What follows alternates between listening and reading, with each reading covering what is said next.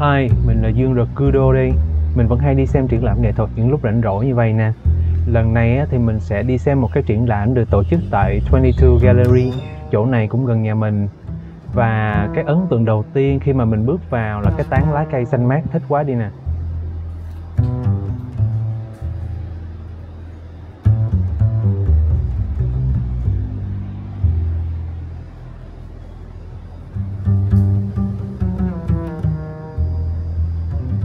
Đây là một triển lãm cá nhân có tên là Họa Chiêu Hồn của họa sĩ Phạm Trần Việt Nam. Mời các bạn tham quan cùng mình nhé.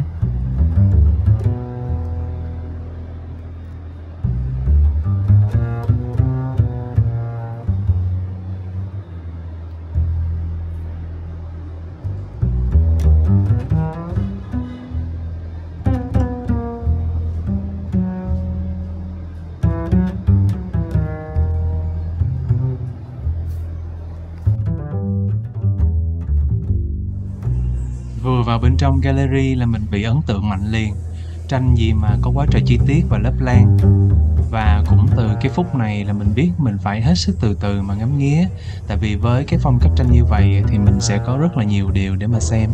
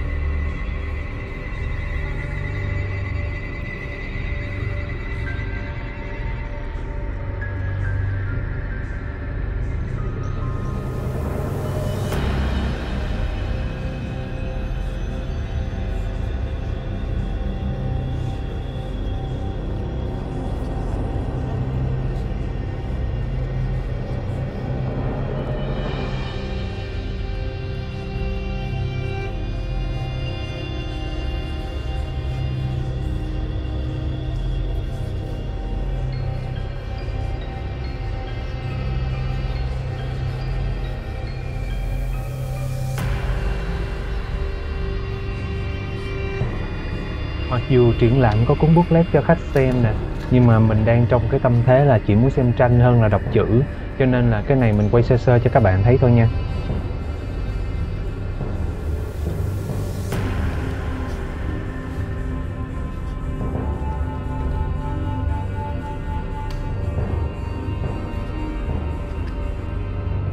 Cũng như những cái video khác, mình sẽ dắt các bạn xem qua hết triển lãm, sau đó sẽ chọn lọc ra vài tác phẩm ở cuối video và xem kỹ hơn phần chi tiết nha.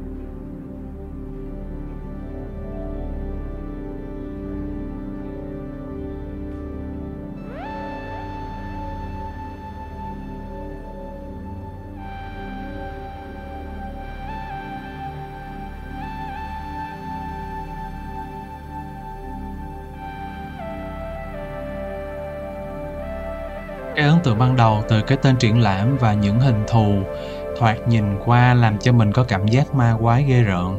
Nhưng mà xem kỹ một hồi thì mình lại thấy có rất là nhiều câu chuyện của con người, của người sống trong các cái tác phẩm này.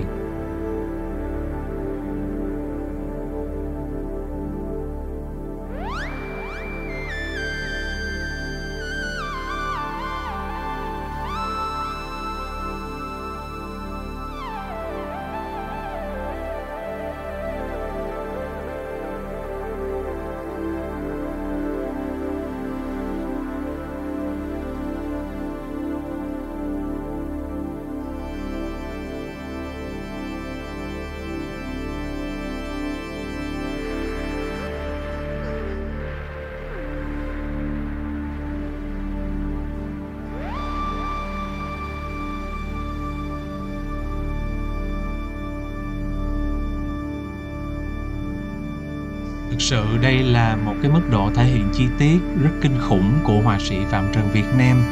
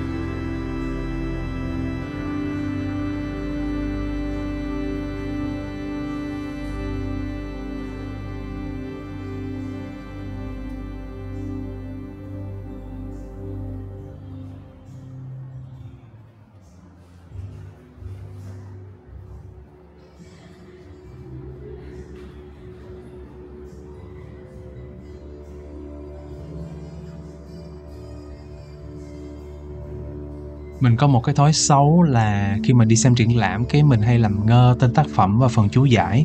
Mình chủ yếu chỉ quan tâm đến đúng cái phần thị giác của nó thôi. Và thực ra ngay lúc này thì mình cảm thấy là mình đang làm đúng.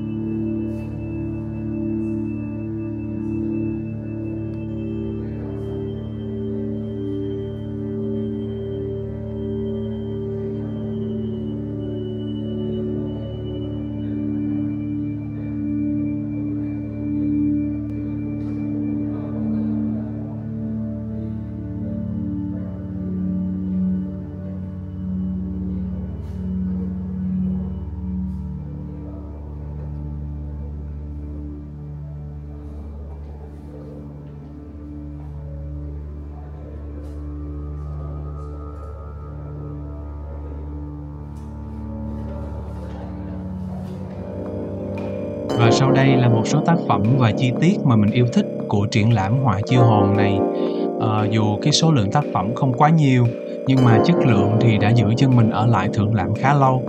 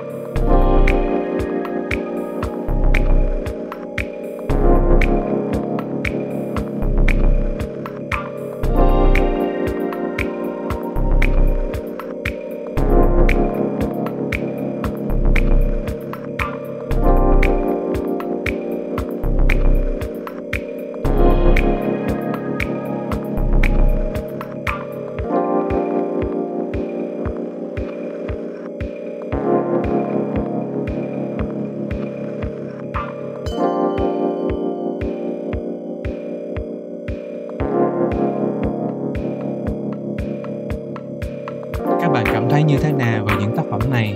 Nhớ cho mình biết ở dưới phần bình luận nha. Dù sao thì cũng cảm ơn các bạn đã theo dõi vlog này. Xin chào và hẹn gặp lại ở những vlog tiếp theo.